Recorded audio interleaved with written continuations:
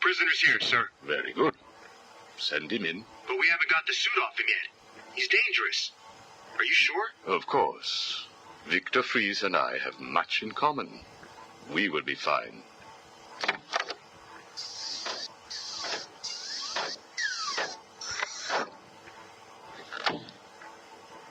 Welcome to my facility.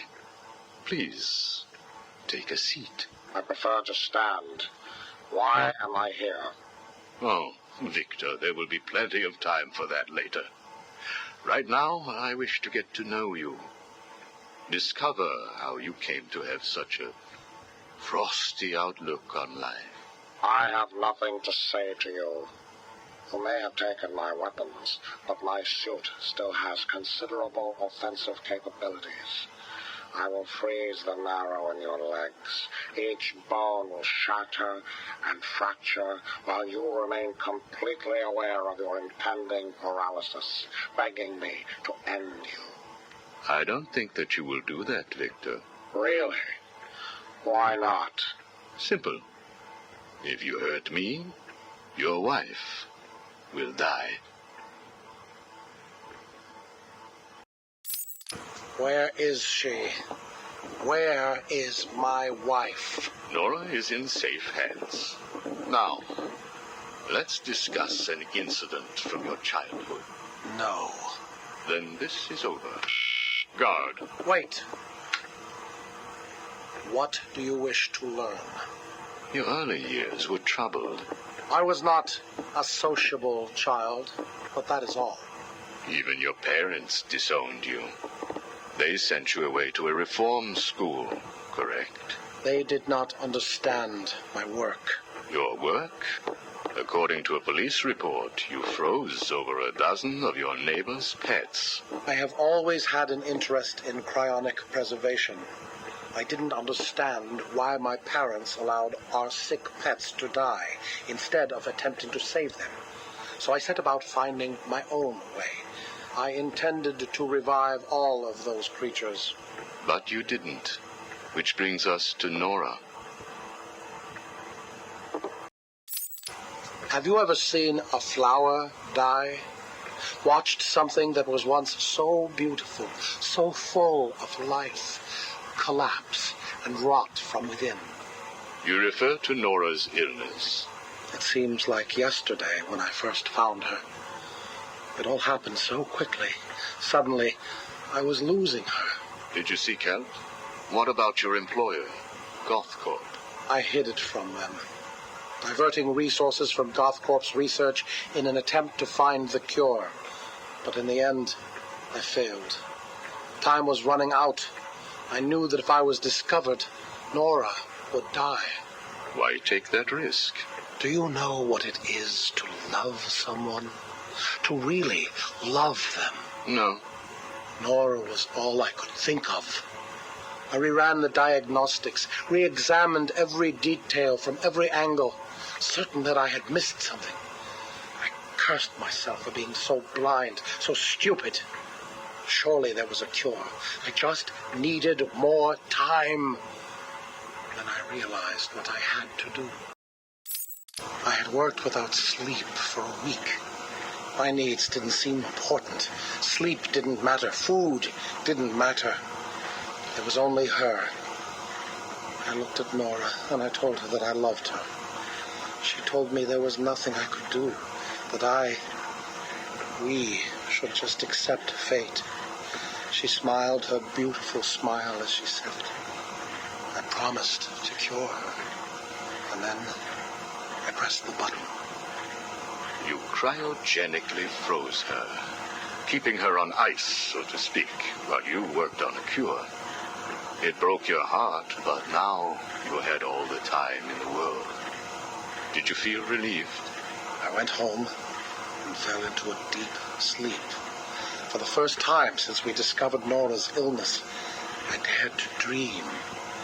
But for weeks I had ignored my superior's attempts to contact me. The next morning I overslept. By the time I got to the lab, Ferris Boyle, the CEO, was there waiting. What did he do? He accused me of industrial espionage, which I denied. But then his guards found Nora. Boyle told me that, like all of my research, she belonged to him. I was enraged. I attacked him. His guards beat me back, and in the struggle, I was drenched by the cryogenic chemical I had created. I lay on the floor, helpless, watching the guards steal Nora away. Boyle told me it was a tragedy for such a promising mind to perish in a lab accident. Then he left me to die. But you survived. The chemicals were absorbed into my body and transformed my metabolism. My body went numb. I felt a strange tingling, then searing pain all over. Each breath ignited my lungs. I clawed my way back to a refrigeration unit, and as I closed the door behind me, I felt the icy chill calm my aching body. Things suddenly seemed clear. What seemed clear? Finding a cure for Nora? No. Revenge. Boyle would pay.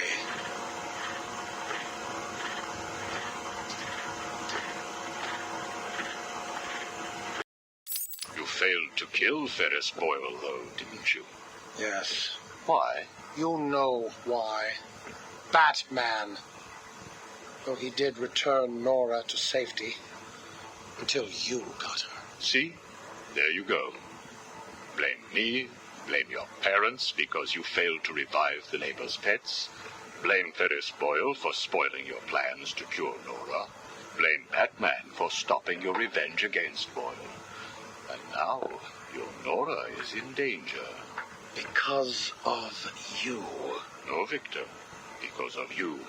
You have always had a heart of ice. You stole people's pets. You stole GothCorp resources.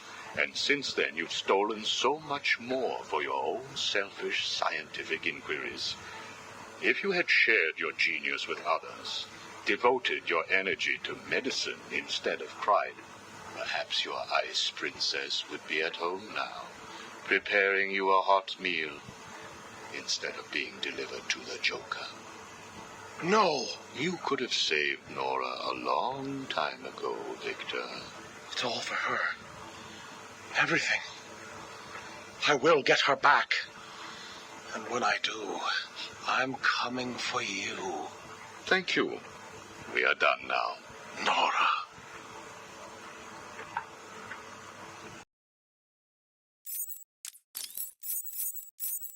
I'm only doing this as a courtesy, Strange.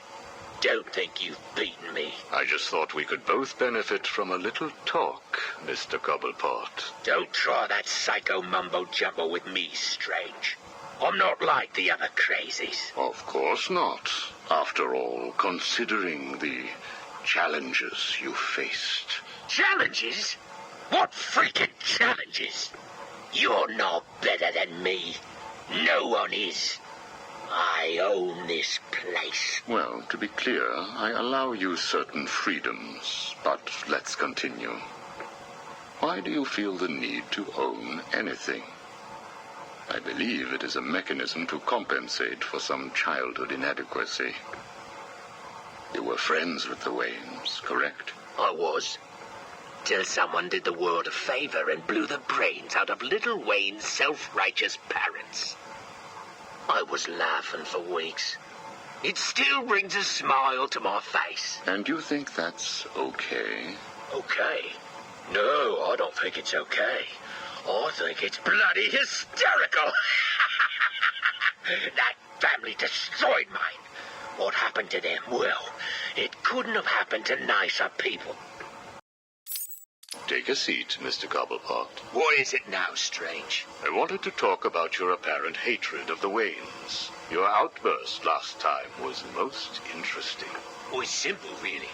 I don't like the snivelling little bastard. Look at him. All high and mighty because someone killed Mummy and Daddy. Most people look upon him with sympathy. No, they don't. They're jealous. Jealous of his money, his cars, his women. He lost the sympathy vote when he vanished for all those years. I can't tell you how much I hoped he was visiting his dear mum and dad. Where do you suppose he went? How am I supposed to know? Let us move on, then. No. It's time that you do something for me. And what is that? Here's a list. Told you, Strange. No more little questions until you give me what I want. Take a look, Mr. Cobblepot. Here is a purchase order for the various firearms you require. I must say, you chose an exotic selection. I only take the best. A wise strategy. So what's yours? Excuse me? What are you up to? Why would you give me of all people, guns, explosives, all this stuff? Arkham City is an experiment, Mr. Cobblepot. A new way of thinking. We've separated you from society, so I am more than willing to study the results if you all just decide to kill each other. Besides, your feud with the Joker is intriguing.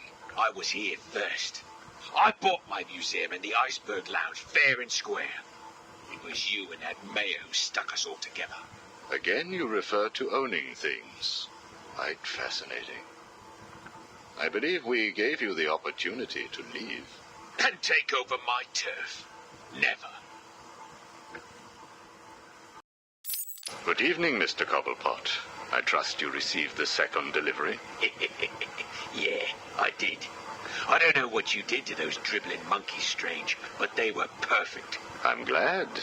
It appears that we can both help each other. If you say so. I suppose it doesn't hurt that by the time I'm done with them, they're usually in too many pieces for anyone to know what you're really getting up to in those rooms of yours. I have no idea what you are talking about. Of course not. So, Hugo. The clown. She really dying? It appears so. Self-inflicted, of course, but yes, he is. He has Mr. Freeze working on a potential cure, but I am sure neither of us want him to get his hands on it, do we? We're ready. Good. Now, one last thing. Your face. It's beautiful, isn't it? The eye. I believe it was the result of a bar brawl, correct? Torag got lucky. He got his, though. He took my eye. I took both of his. Left him trying to walk across the Gotham freeway in rush hour. Hilarious. You're a rich man, Mr. Cobblepot. You could have had that glass removed. They said it was impossible. And what the hell? I think it gives me a more unique look. Know what I mean? Now, where is Freeze? He's right here, in the room next door. You can take him with you. Are you familiar with the term Napoleon complex? No. What is it? It's nothing. Oh, and one last thing. Here is a list of 10 prisoners I believe work for you. Yeah? So what? You want to saw their heads open and scoop out their brains too? No. I just thought you'd like to know that they are all in the employ of the GCPD. What? I believe you know what to do with them. I don't like being spied on, Mr. Cobblepot. Good night.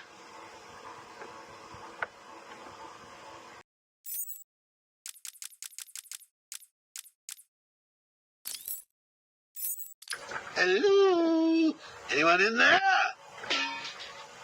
No sense of humor. Ah, the strong and silent type, eh? Think you're safe behind that mask? Give me 20 minutes and a can opener, and I'll have you whimpering like a schoolgirl. You might like it. That's enough, patient. Guard, leave us. Yes, sir. Good afternoon. My name is Professor Hugo Strange. And you are... Two-Face. Catwoman. Batman. We can play these games as long as you like. Great. I love games. Not in my facility, you won't. I'm offering you this opportunity to make a deal. I am fully aware of your condition. The last thing you have is time. but I can make your final days more comfortable. And in return, I'd be giving you... I wish to study you. I need to know why you are the way you are. I don't have long, Doc. You're going to need more than some psycho mumbo-jumbo to get to the bottom of what's wrong with me. Oh, I have more than that. Much more. So, do we have a deal?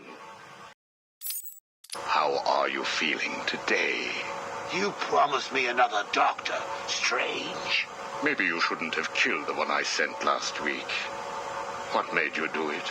Fish gotta swim, birds gotta fly. Besides, it was worth it to see the look on her face. Hey, you know what? I think I've got a piece of it here in my pocket. You are trying my patience. That was the third doctor you've killed. Well, keep on sending them, Doc. I'm trying to break my record. I think it is time for you to do something for me. Name it, Doc. Tell me how you came to be. Explain what made you what you are today. How you come to be sitting across the table from me, dying. Is that all? Well, I guess you could say I once had a very bad day. Really? Go on. It was a Thursday night. Things had been getting worse. I was 3 days from the bank foreclosing on my home. The chemical plant I worked nights at was about to lay off half the workforce. And I was sitting in the hospital, holding the hand of my pregnant wife, wishing to God that she wasn't dead. That must have been upsetting for you. Probably was. Back then, though, all I knew was that if I didn't let old man Falcone's men into the plant that night, they'd have killed me too. So here's the thing. I had to decide. Could I live without her? Was there any point going on? I've got to admit it. I was scared. Not of being dead, you understand. No one would blame you if you were. It is perfectly common. Do I look common? No. I was scared of the part just before you die, when you don't know what is about to happen, when you're desperately clutching at life and trying to hold on with slippery, blood-covered hands. So I made a decision right there. And what was that? That is a story for another day, Strange. I think I may need to see a doctor. Get me one. You were telling me about the night your wife died. Oh, no, Hugo. As I recall, I was waiting for you to send me another doctor. We both know I have sent you 3 more doctors. Did you? Yes. One was left dismembered outside the elevator to my office. The other 2 have not been seen since they were sent to you. How careless. Listen, Doc. Professor. Okay, Professor. I'll give you a little more. I just hope you're taking notes. It's the day after, and I'm standing in the freezing rain, just staring at the chemical plant, feeling numb. Jeannie was dead. It didn't seem real. I can remember the day I first met her. Her infectious smile as I told her bad joke after bad joke. How, even after living with the pathetic wretch I was, she still wanted my child. And then they arrived. Reality's way of yanking me another wedgie. Falcone's men told me to cheer up. He said things could be worse. I asked him how. He grabbed me by the collar, pulled me close. He'd been eating garlic, and each word stank as he threatened to perform oral surgery on me with a nail and a brick. A creative guy. They hand me a box. I remember thinking it was heavy. Was it a bomb? A gun? I'd never used a gun before. Were they that heavy?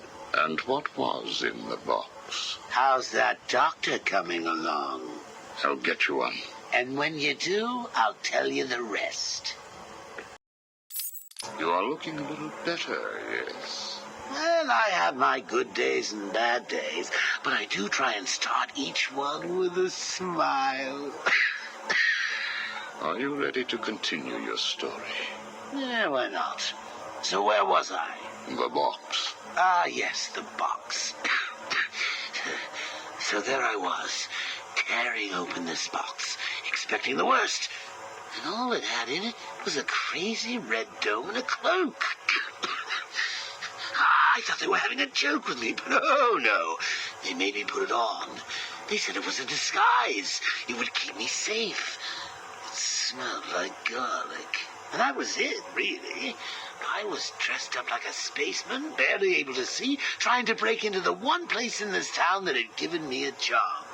Have you ever tried to walk with an enormous fishbowl on your head? Don't answer that. It's hard. I couldn't see where I was going. I must have tripped one of the alarms. I heard muffled gunfire. I panicked and tried to run. And then I saw him. Who? Batman. Really? Yes, really. Batman tried to hit me. I moved out of the way, but, well, what you need to understand is I had this giant bowl on my head, and I lost my balance. It's like life, really. 1 minute everything's bad, and the next your wife's dead and you're hanging on for dear life, suspended over a tank of experimental chemicals. I'm sure he'd say he tried to save me, but we all know he didn't. I fell. For a second, just as I hit the surface, I thought I may just get away with this. I assume that wasn't the case. Do I look like I got away with it? I was drowning. The chemicals were burning my skin. My entire body felt like it was on fire. And it was all his fault. Whose fault? Batman's? Who else? Yours? Come again? Let me tell you what I believe. I believe that you have fabricated a series of events that you use to conceal the truth about your condition. I have read 12 different accounts of your past, all different, except for one detail. Batman. What can I say? I like to keep things interesting. A wise man once told me that if you have to have an origin story, you're better off making it multiple choice. And never facing up to the truth of what happened. What you did. How you got here. Oh, I know exactly how I got here. A big truck brought me here from Arkham. You remember the asylum, don't you? Of course. Well, good. Because I'd hate to think that I'd fabricated seeing you watching me in my cell all those times. Excuse me? Hugo, you merry maniac. You were obsessed with me. You all were trying to get in here. Next thing you'll tell me it wasn't you who sent old Sharpie over the edge. Nice work, by the way. Thank you. So here's the thing. If you want to make sure that no one else finds out about your past, you should stop poking your nose into mine. Oh, and send me another doc. I think I need a second opinion.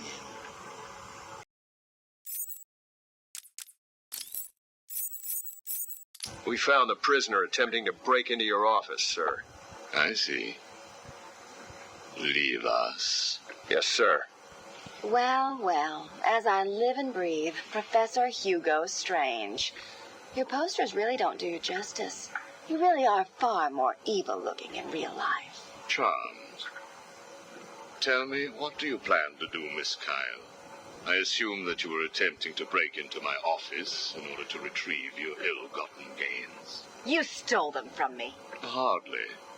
The items were confiscated upon your arrest. Yeah, about that. This holiday camp of yours is quaint and all, Hugo, but I don't think I'll be staying too long. Escape is impossible. A girl loves a challenge. So do I.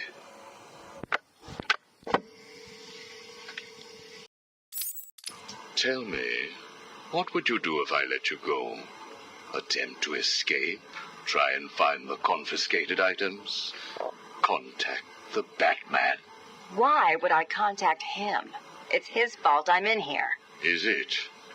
I believe you would have escaped if greed had not got the better of you. He was actually in the process of rescuing you, was he not? I didn't need his help. Or any man's, it appears. Come on. You're going somewhere with this. Spit it out. I've been studying you. I can see. My eyes are up here, by the way. Very amusing. Tell me, what was it like growing up alone? Fending for yourself? Doing whatever was necessary to stay alive? Please, I'm tearing up here. And Holly, what would you do if I sent my men after her? Touch her, and you're dead. Have you calmed down yet? Where is she? That depends on your next answer. If you could save one person tonight, who would it be? Holly? Or the Batman? He can look after himself. Good. Holly is safe for now. Let us talk about Batman. What do you think I can tell you that you don't already know? You've been sending your goons after him for months. He said you were studying him. So you speak. Good. You never knew your father, correct? Enough, Strange. This is over. If you say so. Captain, do you have the girl in your sights? Yes, sir. Kill her. No! Are you prepared to talk? I thought so. Keep the girl targeted, Captain. You bastard. Shall we continue? Your father. Did you ever meet him? Never knew the son of a bitch.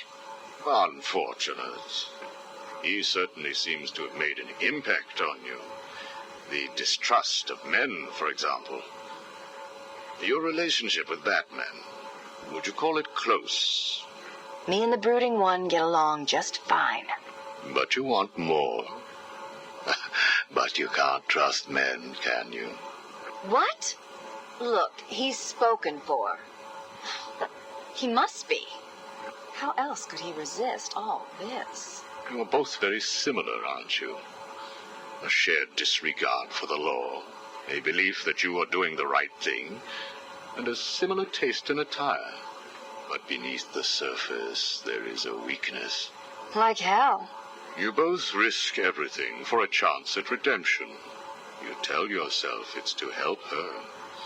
He does the same for the boy. It's all just to make his life more complete, to become the father he never knew.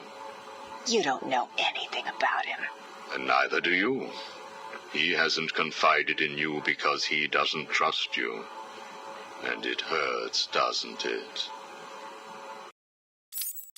I touched a raw nerve, didn't I? Are you still here? You're hurt because he knows who you are, but you don't know anything about him. Do you love him? No! Holly is safe. I have little interest in the life of a teenage delinquent, unless, of course, she finds herself in my facility. What was all this about, Strange? Do you enjoy making people beg? Not at all.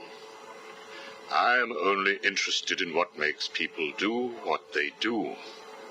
Soon you will not have to worry about the Batman. Steal what you like, do what you must, in a futile attempt to steal his heart. You will fail. You sound pretty sure of yourself. Plans are afoot, Miss Kyle. Soon you may wish to re-evaluate your admiration for him. I will be the one standing over his body, and the world will know that Hugo Strange is better than him. Yeah, whatever. Two-Face has placed what you are looking for in his safe in his old campaign office. He is someone else who cannot let go of his past. I hope that the contents of that safe make you happy.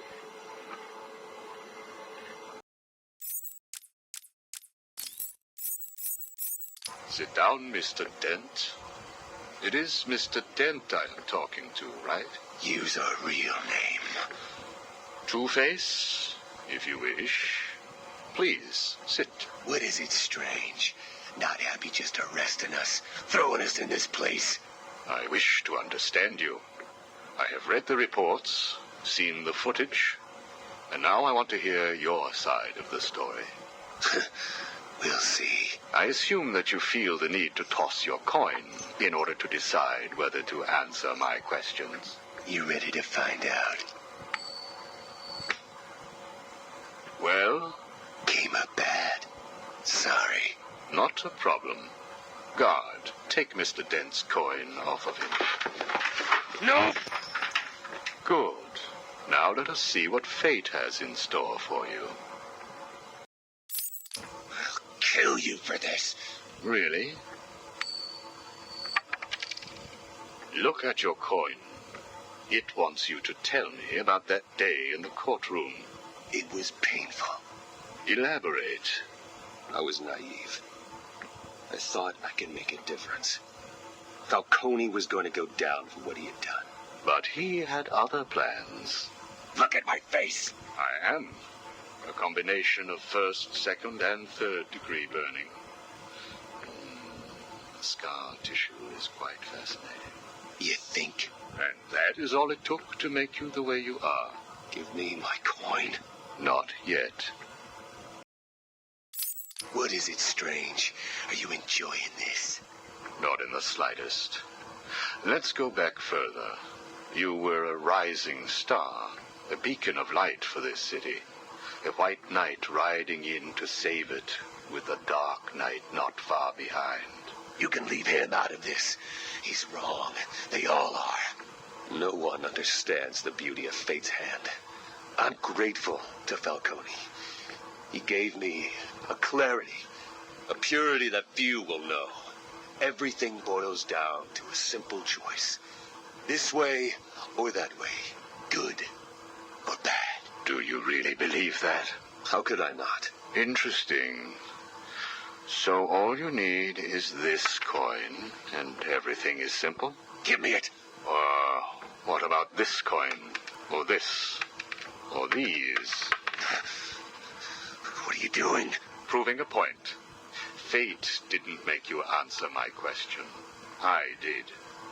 I replaced your coin with my own. See? You answered me because I wanted you to. How is he today? The prisoner has been quiet. Since getting those coins, he has spent most of his time examining them. Good. Hello, Harvey.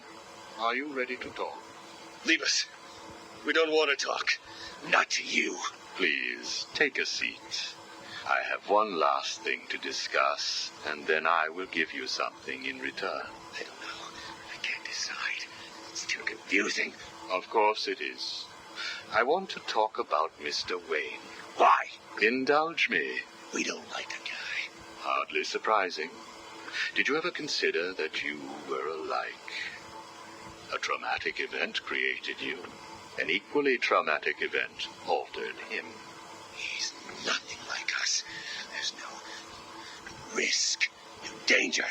It's just money and girls. We should kill him. Maybe you should. Listen to me, Harvey. I am going to give you a simple choice. This is your coin. Is it? Why should I trust you? It was your father's, correct? You know every inch of it. When you close your eyes, you can feel it, can't you? Give me it, please. I want you to understand what I'm about to tell you. You believe that this coin determines the fate of your world. I, however, believe that your condition has always been present. It was there before you were attacked, and it is still there now. You probably had headaches. Your wife found you unpredictable, scary sometimes. Give us it. I'm going to throw the coin in the air. If you let it fall, I will do whatever I can to cure you. I will help you become the man you used to be. Or if you grab it, I will let you loose in Arkham City, and I will tell you what Catwoman is doing right this second. I can't decide. You have to.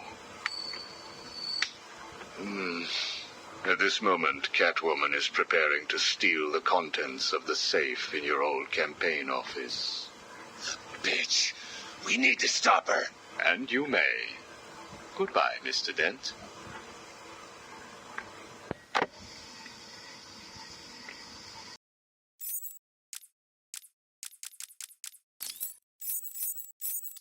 Patient interview 1. Subject's name, Jervis Tetch, a.k.a. the Mad Hatter. Brought to Arkham Asylum by the Batman 6 months ago. Patient exhibits signs of obsessive compulsion and paranoid schizophrenia. Sit down, Mr. Tetch. But there's no time to sit. I need Alice. Where is my Alice? Please. No time to sit, not time to chat. I'm searching for Alice and I've lost my head. Guard, restrain Mr. Tetch. Get off me. Get off me. I'm late. I'm running out of time, Alice. Where are you? Alice isn't here yet. Just relax, Jervis. She will be here soon. I promise. But Now, would you like some tea, patient?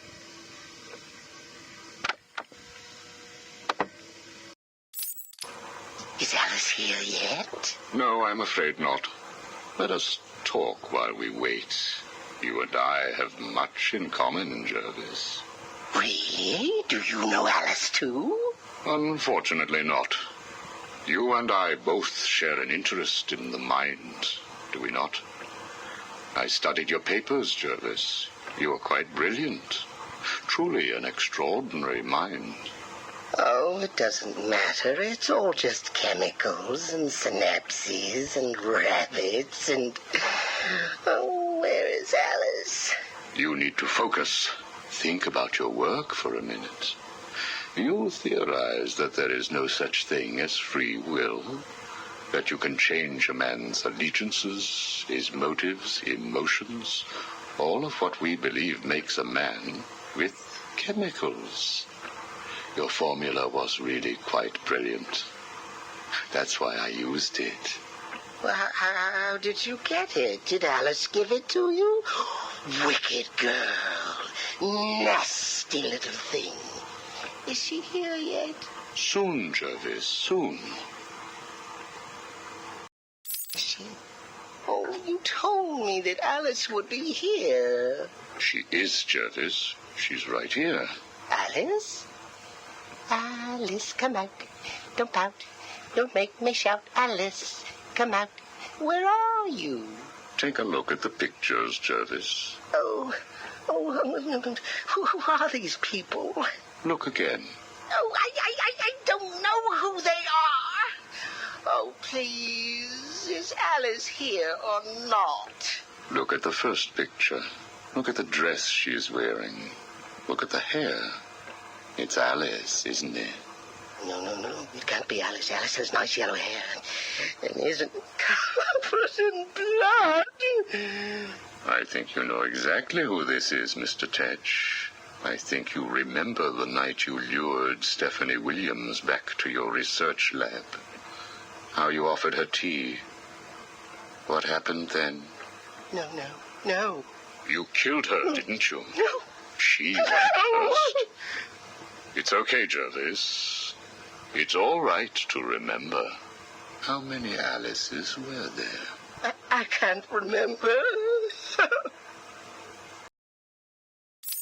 Oh, Alice isn't coming, is she? That all depends on how you cooperate. I have a little side project that I'm working on. I could use your help. My help? I can't help. I'll be late. Stay focused, Jervis. This facility is old, tired, full of ghosts. Ghosts? A figure of speech. Do not worry. Arkham Asylum will not exist forever. Its techniques are old, its mission outdated. I intend to create a new Arkham, an Arkham that will rise phoenix-like from the ashes of this one. Is there a fire? We should get out of here. I have arranged for some documents to be left in your cell. They outline a technique I propose to control the mind of, shall we just say, weaker souls. I cannot do it without rabbits. I need rabbits for my research, and tea, And Alice, I know. I have arranged for a number of test subjects to be at your disposal.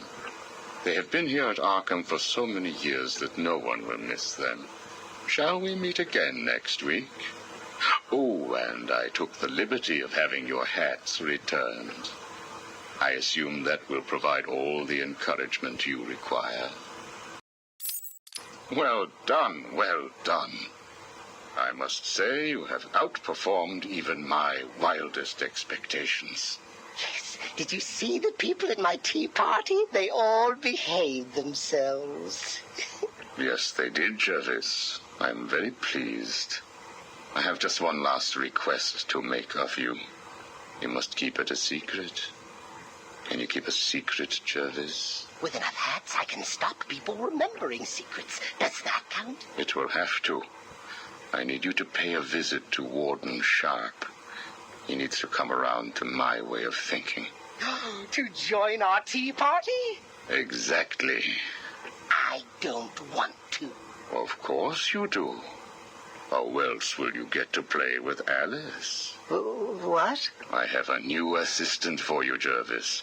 I had her brought in specially. Look at her. She's just through there. Oh, Alice, she's here. No, what are you doing? I need to see her. And you can, as soon as you do what I asked. Can I keep her? Of course. She'll be all yours. She's Alice.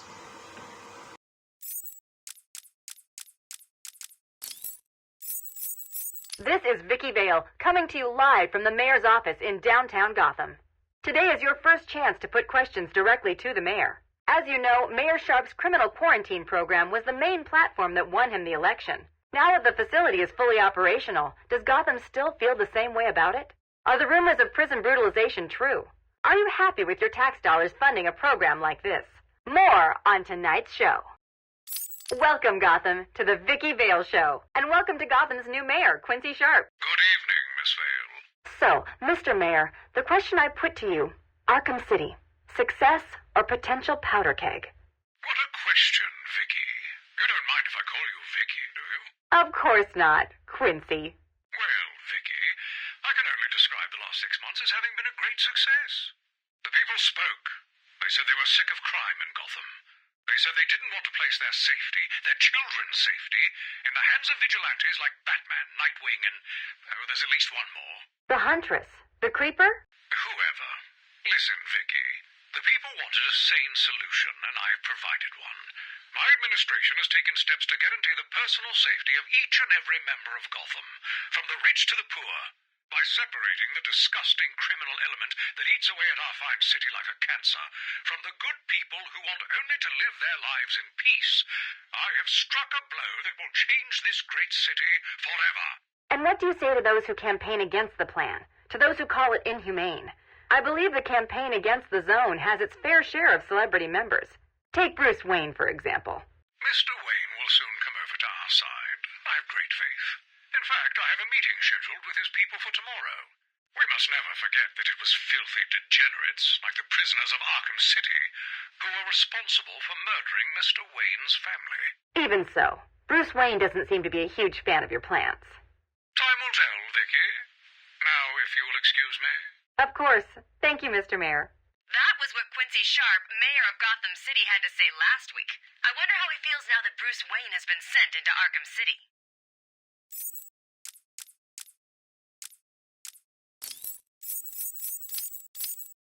Do not fret, Mr. Mayor. Everything is under control, I promise you. It's not that I don't trust you, Hugo. It's just the headaches. The pain. They come all the time now. Continue to take the medication. It is late, Mr. Mayor. You are tired. You need your sleep. Of course. I need my sleep. You will hang up now. I will hang up now. Imbecile. I couldn't have put it better myself. What?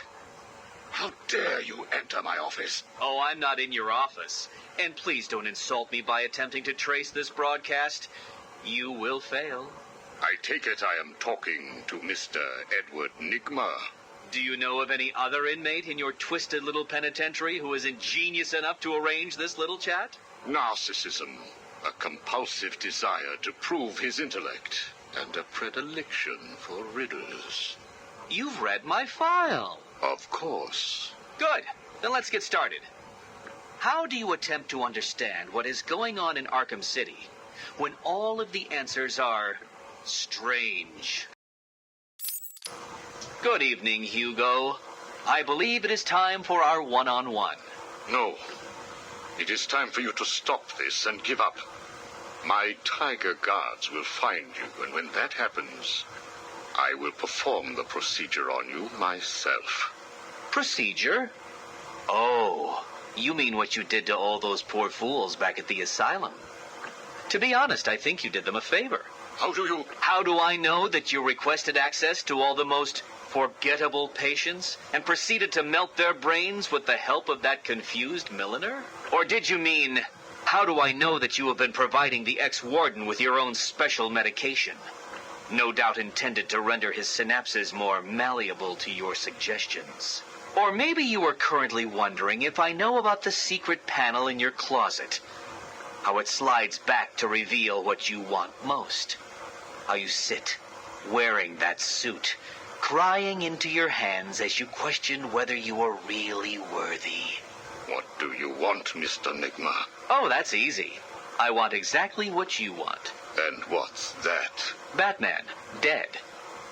Humiliated, but dead. Knock, knock, Professor. Guess who? I grow tired of these insipid games, Mr. Nigma. If you wish to speak to me, my guards will escort you safely to my tower. Please, Hugo. If you're going to set a trap, at least pretend to try harder than that. No traps, Edward. I simply wish to grant you safe passage through Arkham City. I think the time has come for us to meet as equals. You, Strange? My equal? I am the man whose cunning will soon have Batman lying at my feet, bloodied and broken. Really? Then I will pull off his mask and look into his dull, dying eyes. In that last instant, he will know that I have finally beaten him. And I will finally know who he really is. My apologies, Edward. I see now we are nowhere near equals.